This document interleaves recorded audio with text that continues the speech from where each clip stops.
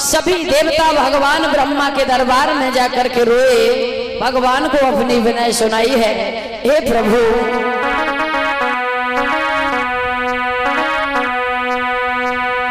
जब भगवान को अपनी विनय सुना रहे तो भगवान ब्रह्मा ने कहा, अगर रोना है तो सच्चिदानंद भगवान के दरबार में रो, जो तुम्हारे आंसुओं की कीमत को समझे। पहुंच गए सभी देवता विष्णु भगवान के दरबार में कि तेरे दर्शन को भगवान और हमारी अखियां हैं हैरान, तेरे दर्शन को भगवान हमारी अखियां हैं हैरान, तेरे दर्शन को भगवान हमारी अखियां हैं हैरान, तेरे दर्शन को भगवान हमारी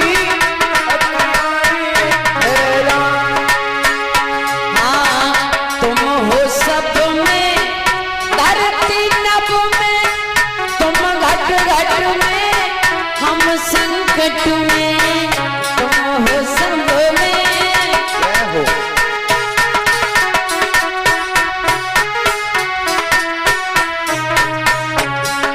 भूले हमको कृपा निधान हमारी अखियां हैरान, तेरे दर्शन को भगवान हमारी अखियां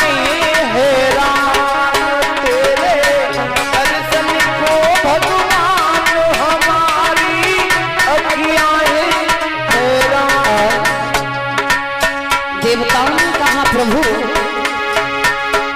हमने अपना रूप बनायो, ना तो हमें तुम क्यों बिसरायो, हमने अपना रूप बनायो, ना तो हमें तुम क्यों बिसरायो, कि तुम बिन मैं सब दुखी महान हमारी अखियां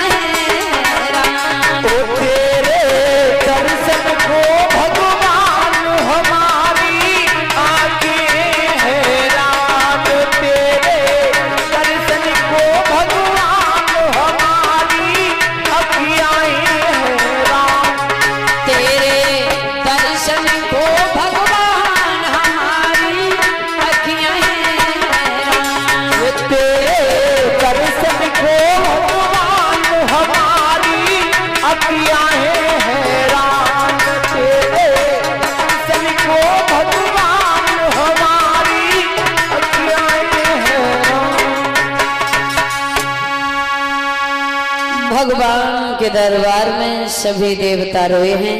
भगवान विष्णु ने देवताओं की विनय सुनी और कहा, हे देवगणों, इतना अत्याचार पृथ्वी पर बढ़ गया है तो मैं तुम्हें वचन देता हूँ कि मैं मानव रूप धारण करूंगा। अस्सियों का नाश। कंस ने 6 पुत्रों को मार दिया। 7वें पुत्र के बारे में सुना है, वैसे लोग कह देते हैं कि देवकी के गर्भ से खींचकर रोहिणी के गर्भ में भगवान ने प्रवेश कर दिया था। भगवान के लिए ये काम करना कोई बहुत बड़ी बात नहीं थी, लेकिन ऐसा नहीं था भैया। प्रमाण मिलता है कि उस समय राजस्थान में पुष्कर में कुंभ पड़ा है। कुंभ वसुदेव जी ने आज्ञा मांगी है कंस से, भैया अगर आपकी आज्ञा हो तो 1 महीना के लिए हम सत्संग में चले जाएं, संतों की सेवा कर आए, सत्संग सुनाएं। कंस ने आज्ञा दे दी। वसुदेव वहां से चले। यमुना के किनारे किनारे वसुदेव जी जा रहे हैं, जहां गोकुल की लड़कियां पानी भरने के लिए गई। उन्होंने देखा, जाकर के रोहिणी को बता दिया, बहन आज मैंने तुम्हारे पति को देखा है। तो याद रखना, रोहिणी ने बाबा नंद से, मैया यशोदा से आज्ञा मांगी, अगर आपकी आज्ञा हो तो हम सत्संग में चले जाएं, 1 महीना पति की सेवा कराएं, संतों की सेवा कराएं। याद रखना माताओं, रोहिणी गई हैं पुष्कर में, वसुदेव जी के साथ में रहती हैं।